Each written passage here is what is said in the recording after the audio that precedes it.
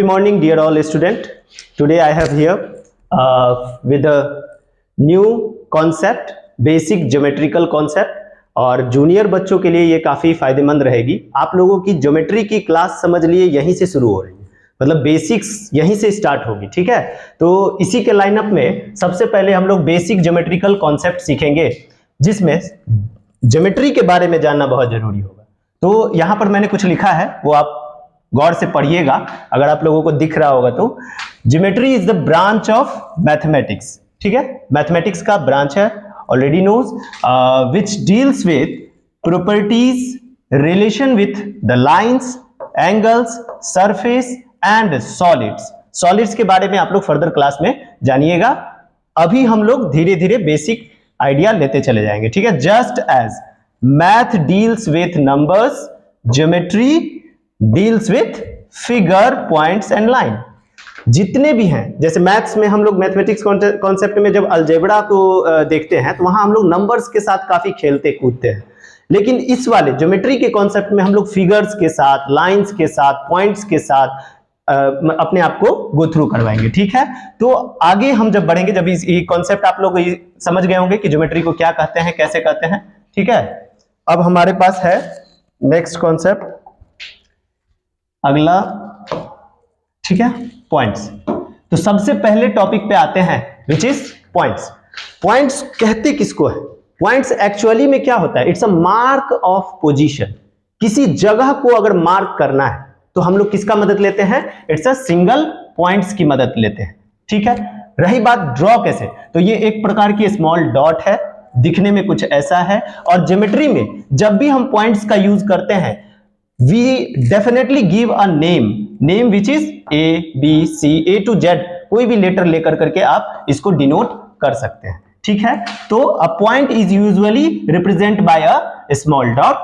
By a sharp tip of the pencil, mark a dot on the paper. Sharper the tips, thinner will be the dot. Dot कोई length breadth उसमें आपको देखने को नहीं मिलेगा। It's very simple कि आप पेंसिल उठाए और यूं कर दिए, ये हमारा डॉट हो गया। क्लियर है? चलिए, अब हम लोग पॉइंट्स को आप लोग जान चुके होंगे, इसमें कोई बड़ी कॉन्सेप्ट नहीं थी। अब हम लोग समझते हैं इसके अगले कॉन्सेप्ट में, जो है लाइन सेगमेंट। लाइन सेगमेंट में आप लोग इससे भी पहले जानिए लाइन के बारे में। लाइन आप देखे होंगे, दोनों साइड एरो लगा होता है, इसका कोई एंडलेस पॉइंट नहीं होता है, ये दोनों साइड से बढ़ते चली जाएगी, ठीक है। लेकिन when it comes to line segment, जब हम बात करें लाइन सेगमेंट की, तो यहां पर दो एंड पॉइंट होंगे, एक प्रॉपर लेंथ होगा, ठीक है, एक प्रॉपर लेंथ होगा। जैसे कि आप देख रहे हैं, एक पॉइंट ए है और एक पॉइंट बी है, यहां से यहां तक जो खींचा गया, यही हमारा कहलाता है लाइन सेगमेंट। और इसको हम डिनोट कैसे करेंगे? तो ए और बी, एक जो स्टार्टिंग पॉइंट और एक जो एंडिंग पॉइंट लेंगे हम लोग, और उसके ऊपर में ये इस प्रकार का हम लोग लाइन बना देंगे। It is denoted by the line segment, ठीक है। यहां पर इस तरीका से डॉट लगा देंगे, हमारा लाइन सेगमेंट हो जाएगा, ये इसका सिंबल है, ठीक है। तो लाइन सेगमेंट भी आप लोग समझ गए होंगे, इसका कुछ ना कुछ लेंथ होगा, ठीक है। नेक्स्ट अगला कॉन्सेप्ट है हमारे पास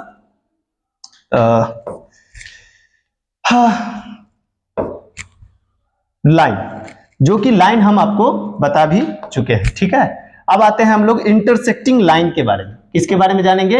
इंटरसेक्टिंग लाइन। जब दो लाइंस आपस में किसी पॉइंट पर कट जाए, जैसे आप देख रहे हैं यहां पर कि एक L लाइन है और L1 लाइन है और एक L2 लाइन है, और ये जिस पॉइंट पे कट रही है, इस पॉइंट का नाम दे दिए हम लोग P, तो ये हमारा कहला जाएगा इंटरसेक्टिंग लाइन। आगे आप लोग इसमें बहुत अच्छे से जानिएगा, वर्टिकली अपोजिट एंगल वगैरह सबके बारे में भी जानिएगा। अभी हम लोग जानेंगे कि इंटरसेक्टिंग लाइन क्या होता है।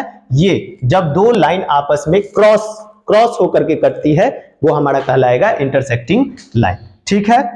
चलिए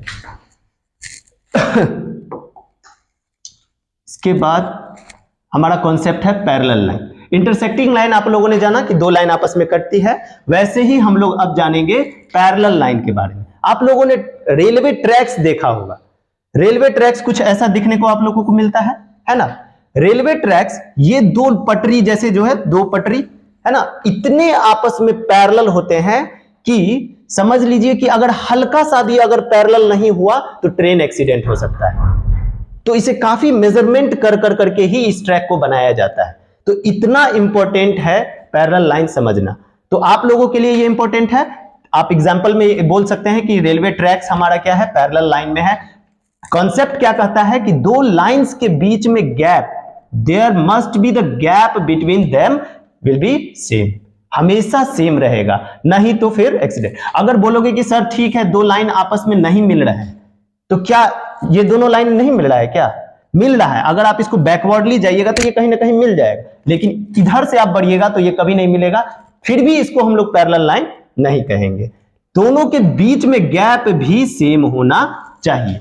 ये आपका पैरेलल लाइन है। डेफिनेशन आपके सामने लिखा हुआ है, आप लोग नोट डाउन भी करते चलिएगा, ठीक है। I will definitely check the copy in the class, okay.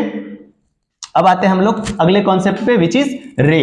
रे क्या है, अब हम लोग जानेंगे रे के बारे में। जैसे हम लोग देख रहे थे कि लाइन में दोनों साइड से लाइन बढ़ सकती थी, एंडलेस पॉइंट नहीं थी, ठीक है। तो रे में क्या होता है ना, कोई एक साइड बढ़ सकता है। जैसे आप इस लाइन को देख रहे होंगे, ऐसे करके खींच दिए, एक साइड एरो लगा दीजिए और एक पॉइंट डाल दीजिए, ये रे हमारा कहलाएगा। ये एक साइड ही बढ़ेगी। एंगल में जब हम लोग इस्तेमाल करेंगे तो इसी का इस्तेमाल करेंगे, रेज का इस्तेमाल करेंगे, ठीक है। तो दो लाइन है, एक लाइन है जिसका एक साइड में क्या है, पॉइंट है, और दूसरा साइड क्या है, एंडलेसली चलते चला जाएगा, चलते चला जाएगा, ठीक है। इसको रेज कहा गया, ठीक है। डेफिनेशन आपके सामने में है, ठीक है। अब आते हैं हम लोग नेक्स्ट। अब देखिए रेज की बात करें तो रेज आप देख रहे हैं, जैसे टॉर्च का रेज हो गया, सन का रेज हो गया, या कोई लाइट हाउस है तो उसमें का रेज हो गया। ये है एक पॉइंट है, एक सिंगल पॉइंट है हमारे पास, आप गौर से देखिएगा, एक सिंगल पॉइंट है और इससे बहुत सारे रेज निकल रहे हैं, ठीक है। और बहुत सारे रेज जब एक बार क्लस्टर में निकलता है उसको हम लोग बीम कहते हैं, जो कि साइंस का कॉन्सेप्ट है, यहां हम लोग नहीं जानेंगे, मैथ में जानेंगे रेज के बारे में, ठीक है। चलिए अगला है पॉलीगॉन्स। नाउ अब थोड़ा सा डिफिकल्ट होते चला जाएगा आपका ज्योमेट्री में, क्या, लेकिन हम लोग जब आसानी से समझ लेंगे तो उस चीज को हमारे लिए वो आसान हो जाएगा। तो पॉलीगॉन्स क्या है, पॉलीगॉन्स क्या है इसके बारे में जानेंगे। तो a polygon is a simple closed curve made up of line segment, जो बहुत सारे लाइन सेगमेंट से बना होता है। यानी आप तो इतना दिमाग में रखिए कि दो लाइन से आप कोई पॉलीगॉन नहीं बना सकते। पॉली का एक्चुअली मतलब होता है बहुत सारा, और गॉन को हम लोग कह सकते हैं साइड, ठीक है ना, पॉलीगॉन। तो पॉलीगॉन से क्या हुआ, a polygon is a simple closed curve made up of line segment. यहां हम यूज करेंगे लाइन सेगमेंट की। जैसे अगर सबसे पहला लाइन सेगमेंट के मदद से जो हम पहला फिगर बनाते हैं, which is triangle, it is a polygon.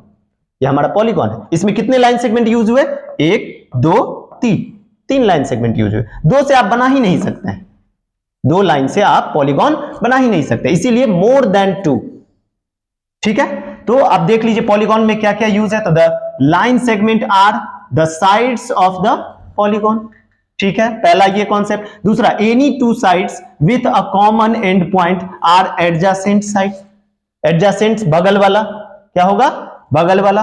The meeting point of a pair of sides is called a vertex. जहां पर मीट होती है, जैसे ये लाइन सेगमेंट यहां जाके मीट हुई, इसको हम लोग क्या बोल देंगे, वर्टेक्स। क्या बोलेंगे, वर्टेक्स, ठीक है। उसके बाद the end points of the same sides are adjacent vertices. जैसे इसका एडजेसेंट में बगल में ये है, इसके बगल में ये है, ठीक है, वर्टेक्स है। The join of any two non-adjacent vertex is a diagonal। ये अगले हम उसमें जानेंगे, इसमें diagonal पॉसिबल नहीं है, ठीक है, इसीलिए। अब आ जाते हैं एंगल्स पे। किस पे, एंगल्स पे। एंगल क्या बताए थे कि जब दो रेज आपस में किसी एक पॉइंट पर मिलेंगे तो एक एंगल की फॉर्मेशन होगी। जैसे और नाम दे देंगे हम लोग इसका AOB। तो यहां पर एंगल क्या हो गया, एंगल AOB। तो an angle is made up of two rays starting from a common end point. दो रेज एक कॉमन एंड पॉइंट पे मिले, उसे हम वहीं पे किसका फॉर्मेशन हो जाएगा, एंगल का, ठीक है। यहां पर क्लियरली लिखा हुआ है, आपके ही चलते हम इस तरीका का स्लाइड यूज कर रहे हैं ताकि आपको नोट डाउन करने में कोई दिक्कत नहीं होगी, ठीक है। नेक्स्ट, एंगल समझ गए। अब एंगल्स में हम लोग अलग अलग देख सकते हैं, यहां पर क्या क्या है, देखिए ये इसका वर्टेक्स है, ये दोनों के बीच का गैप जो है ये हमारा एंगल हो जाएगा। इसको आर्म बोलते हैं। क्या बोलते हैं? आर्म, भुजा। क्या बोलते हैं इसको? भुजा, खाने वाला भुजा नहीं, आर्म। ठीक है, क्लियर है। और ये हमारा वर्टेक्स है। ये क्या है? वर्टेक्स। ये रे फर्स्ट, ये रे सेकेंड। क्लियर है।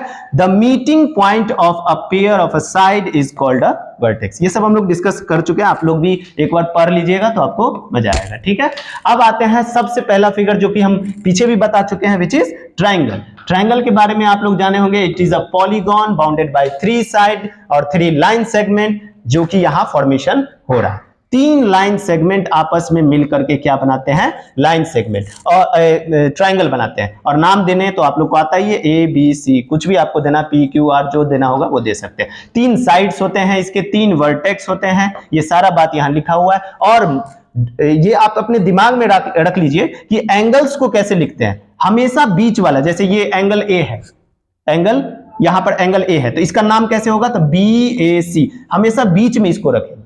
जैसे यहां पर देखिए BAC यानी कौन से एंगल का बात कर रहा है? बीच वाला। ये C है बीच में, तो इसका मतलब इस एंगल का बात हो रहा है। B का बात कर रहा है यानी इस एंगल का बात कर रहा है।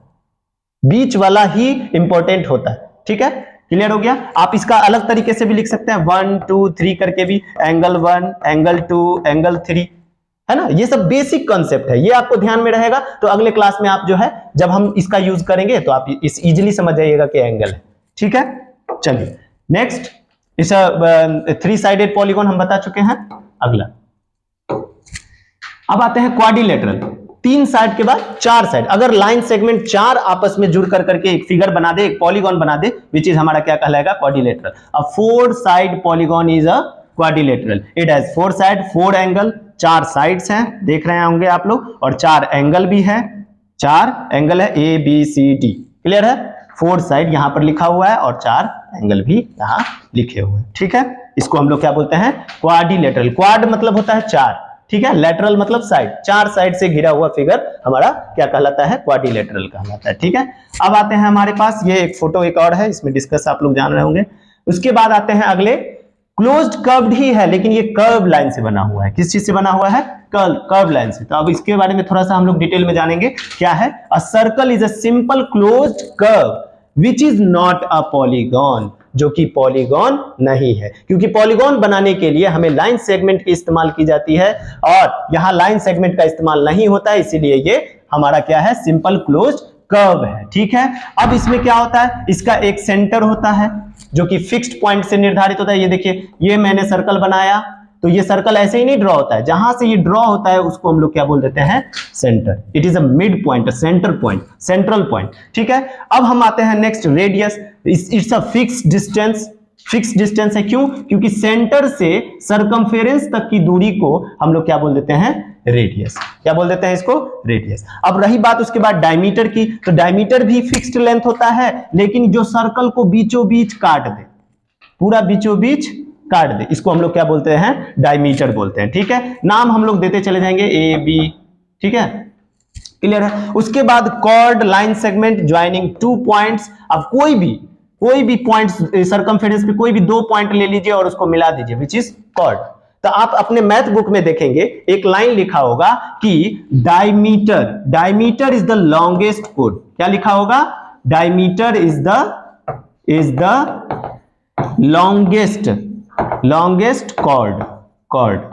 लॉन्गेस्ट कॉर्ड, यानी डायमीटर एक सर्कल का सबसे बड़ा कॉर्ड होता है, याद रखिएगा। ठीक है, चलिए सरकमफेरेंस क्या होता है? तो ये पाथ जो दिख रहा है जिससे सर्कल की बाउंड्री बनी हुई है, सर्कल की बाउंड्री बनी है, that is known as a circumference, distance around the circle. Clear है। अब हम लोग देखते हैं आगे क्या है नेक्स्ट। हाँ, यही सब चीज है जो अभी हम डिस्कस किए थे, एक बार आप लोग रिव्यू कर लीजिए। क्या है? पढ़ लीजिएगा। ये सेंटर हो गया, रेडियस हो गया, डायमीटर हो गया, कॉर्ड हो गया और सरकमफेरेंस हो गया। ठीक है, it is the basic geometrical ideas which I have given you. ठीक है, अगर आपको इससे रिलेटेड, बेसिक से रिलेटेड कोई भी क्वेश्चन होगा, आप हमसे डायरेक्टली पूछ सकते हैं। आपके स्कूल ऐप पे भी है और हमारे यूट्यूब चैनल पे भी आप पूछ सकते हैं हमसे। ठीक है, थैंक यू वेरी मच।